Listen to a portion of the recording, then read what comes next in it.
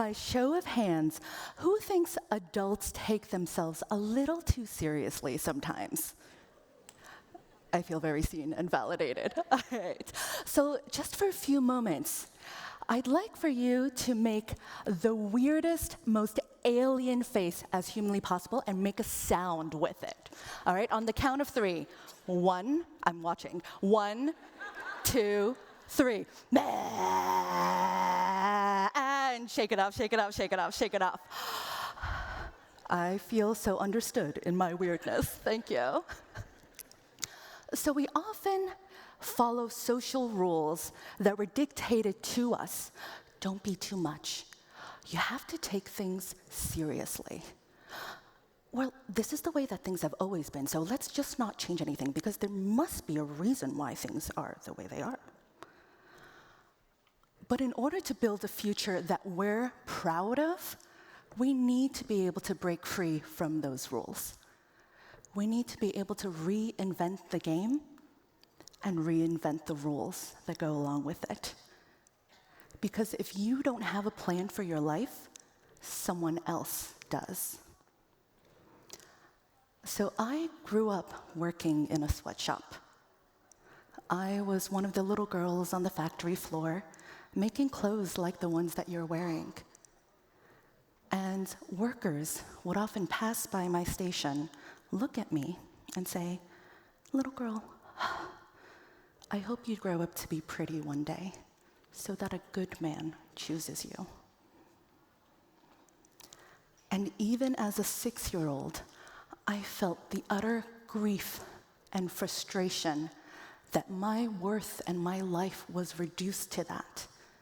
But I also knew that if I didn't change something drastically, that would be my life. So I went into a little corner and I closed my eyes. And I hoped, and I dreamed, and I pictured a future version of Helen. I pictured a 20-year-old version of Helen, and I thought she was gonna be awesome. I saw her as really smart. She knew things. I hoped that she would be funny, and I hoped that she could dance.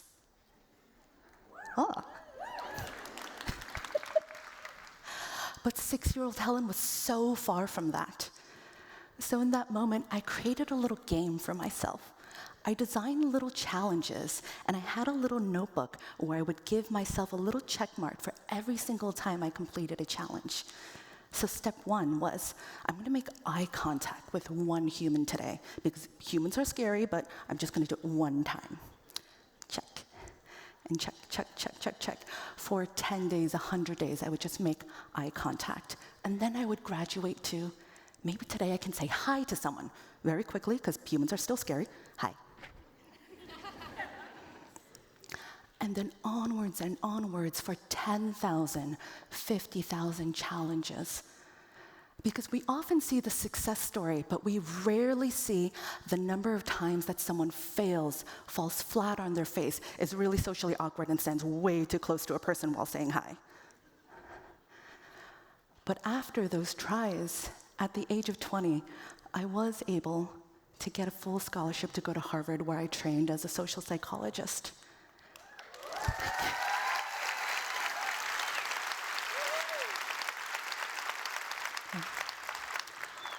And as a social psychologist, looking back, I know that treating life as a game and playing through it unlocks cognitive flexibility. And what that means is you're able to be in a situation that can potentially feel hopeless and unlock a world of possibilities. So as a child, I created inner playgrounds to escape a life of poverty. And as an adult, I built social playgrounds for leaders, for humans, for teams and companies. I work with people to design cultures of experimentation where you can fail, try again, to be able to innovate, to be able to reinvent. At my first company, I joined a battery park startup where my team of engineers were obsessed with designing the perfect battery pack. But the company was struggling. So I asked a different question. Forget about the numbers, forget about what we think we have right now, and let's just throw everything at the board. What are all the future possibilities of what we could be? And that became the bedrock of what I now call the innovation playground.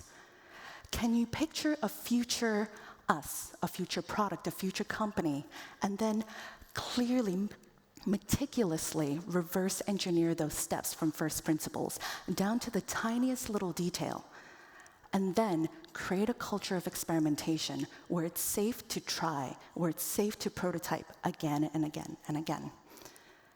And it was a big leap of faith, but that company is now Lucid Motors.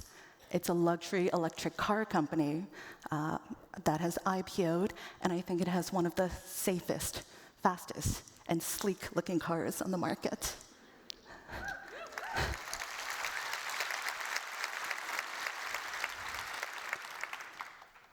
And it's not just because we had cool tech, although I think we have cool tech.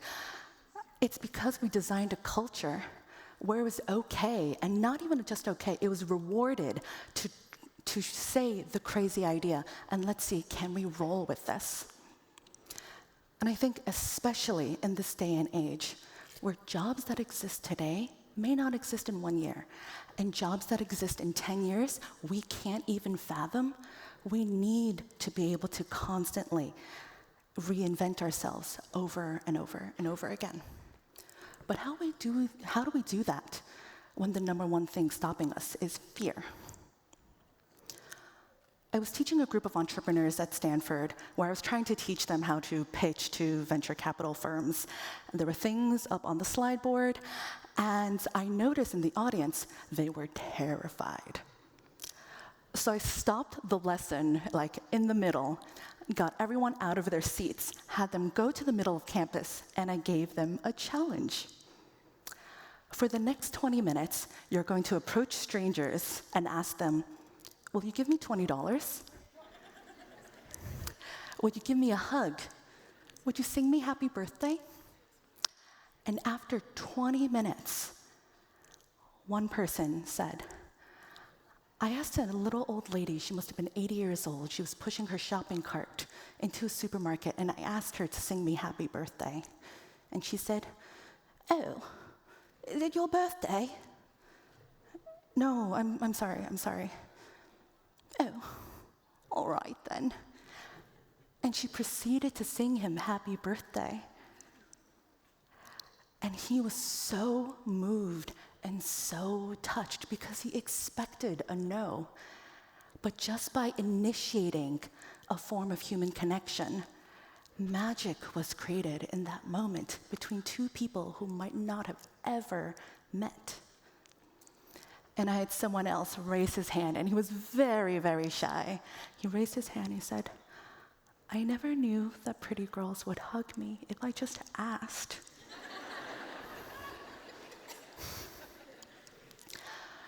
We're often so afraid of looking like a failure. We're often so afraid of rejection, of the no, of what does this mean about me?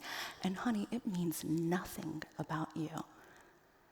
Because a third person raised their hand and said, Helen, I think I finally understand what you're trying to teach us.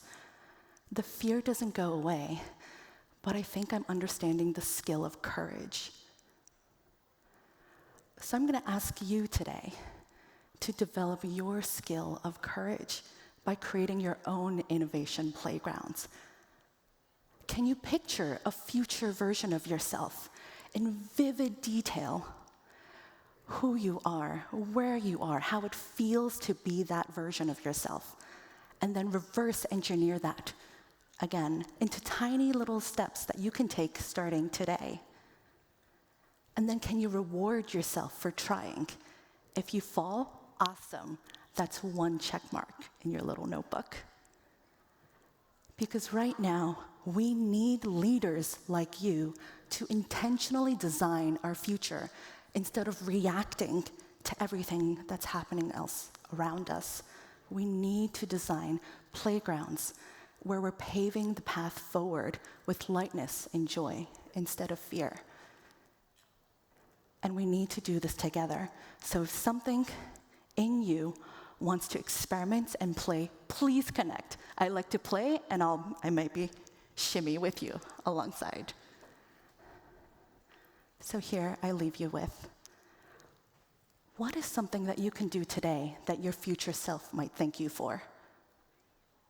Who is that one person you can talk to? What is that one ask you can have? And see if you can create a little magic too. Thank you.